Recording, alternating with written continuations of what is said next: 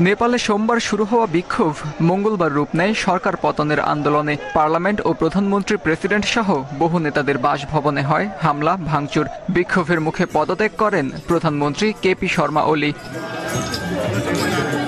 তবুও থামেনি ক্ষোভ। আগুন দেয়া হয় পার্লামেন্ট ও সুপ্রিম কোর্ট সহ প্রশাসনিক এলাকার বেশ কয়েকটি ভবনে। পুড়িয়ে ফেলা হয় দেশটির প্রশাসনিক ভবন সিংহ দরবার কমপ্লেক্স। 2015 সালের বিধ্বংসী ভূমিকম্পে ক্ষতিগ্রস্ত হওয়ার পর সংস্কার করে এটি পুনরায় চালু করা হয়েছিল। হামলা হয় বিভিন্ন গণমাধ্যমের কার্যালয়েও।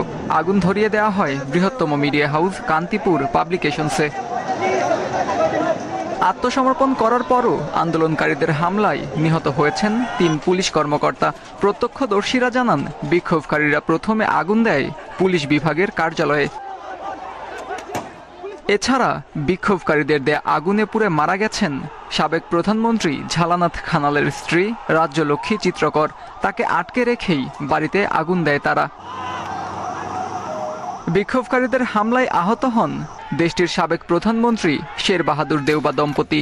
লাঞ্ছিত হন দেশটির সাবেক পররাষ্ট্রমন্ত্রী আরজু রানা দেউবা।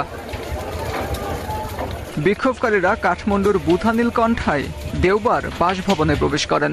হামলার পর প্রকাশিত ছবিতে দেখা যায় সাবেক প্রধানমন্ত্রীর রক্তাক্ত মুখ।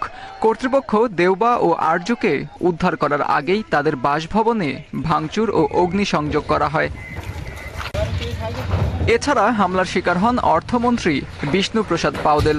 মঙ্গলবার তরুণীদের ধাওয়া খেয়ে কাঠমান্ডুর রাস্তায় তাকে দৌড়াতে দেখা গেছে।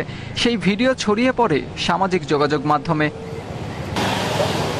এসব ঘটনার পর পুরো নেপাল জুড়ে এখন চলছে মবের আতঙ্ক। কর্তৃপক্ষ বলছে পরিস্থিতি নিবিড়ভাবে পর্যবেক্ষণ করা হচ্ছে।